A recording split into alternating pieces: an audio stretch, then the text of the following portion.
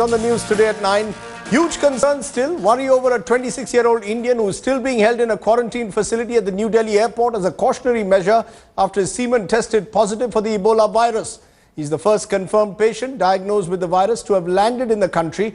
What we are now being told is that his samples of his other bodily fluids are being sent to the National Center for Disease Control. He will be kept in isolation till these tests are confirmed negative. According to sources, if samples of the virus are detected, the Health Ministry is mulling over the possibility of screening co-passengers who are travelling with the patient. Okay, so how serious is the challenge being posed by Ebola to the country? Joining me now, Dr. Sanjeev Bagai.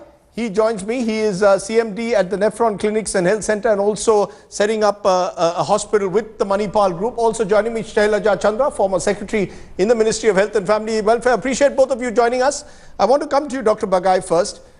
Your sense from what you've seen so far, do we have cause to worry after a 26-year-old Indian working in Liberia who was treated and cured of Ebola in September has been kept in isolation? Do you believe that there could be many more such cases that perhaps have gone undetected? Yes, it's partly yes and partly no. Ebola has been there in Central Africa for a very long time. It was first detected in 1976. The present strain, which is called as Zaire strain, is much more virulent and has almost 80–90% fatality rate. Because of globally the international travel linking many countries, it's almost impossible to screen each and every patient. But having said that, the Ebola virus in terms of presentation is much like any other viral illness. Just fever, for example, or cold and cough, or a flu or a headache. The incubation period is up to 3 weeks.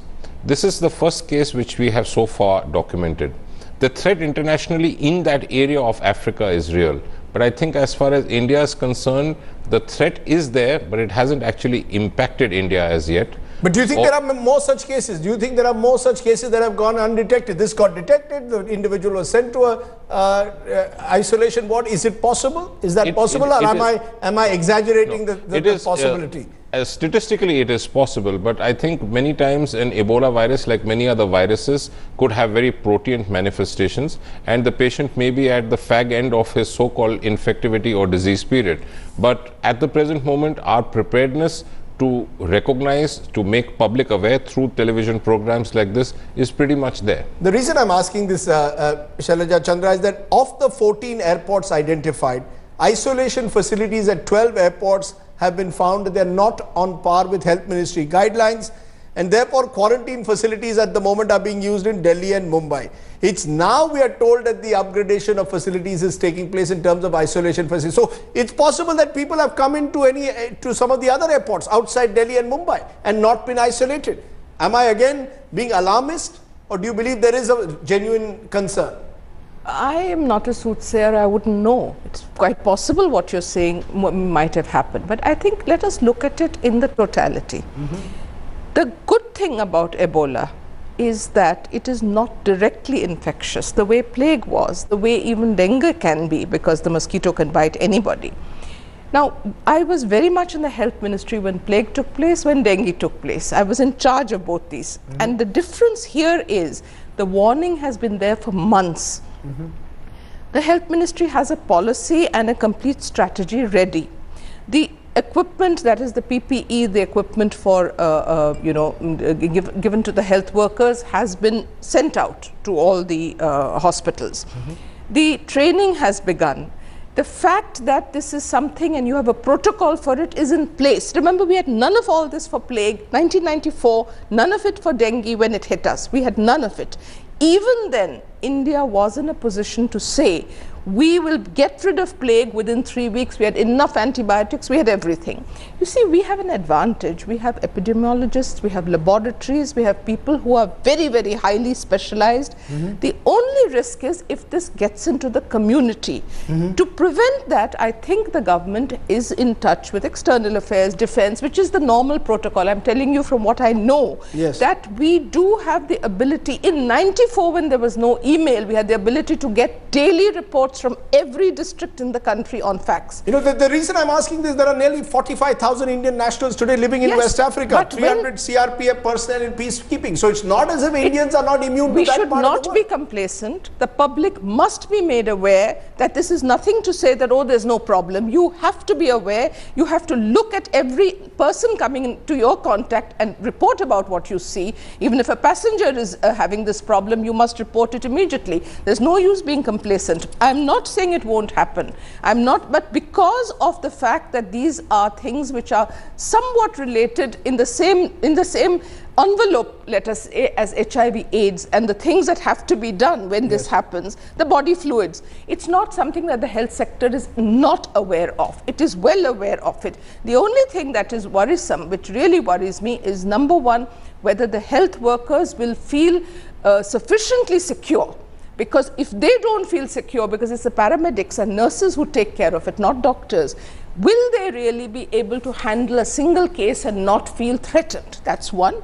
The second thing that worries me terribly is the fact that by repeatedly saying there's nothing to worry about, India has it good, you will reach a situation where the general public may just look and say, oh, India doesn't have a problem. It is necessary to keep the focus very, very strong. You know, the reason also, from purely a medical point of view, there are no effective drugs or vaccines, we are told, to treat the virus, but supportive treatment.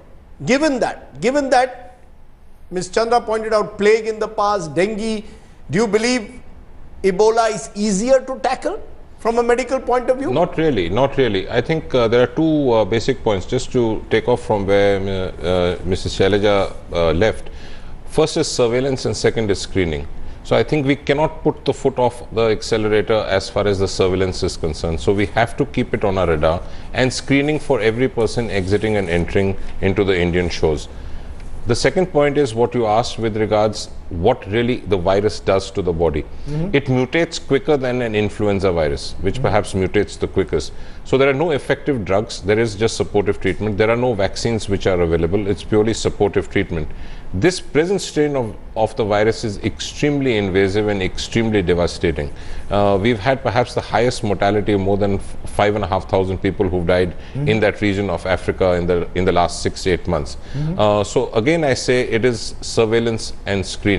It's early identification of symptoms. But in a large country like India, do you believe, and from your experience of the health ministry, do you believe that we are in a position to provide those safeguards against infectious diseases? Are they there across the country? No, they're not. Or is there a variation, some parts of the country far more equipped than other parts, and that is the fear? We all know that the urban areas and the metros and the large cities are much better equipped. We know that.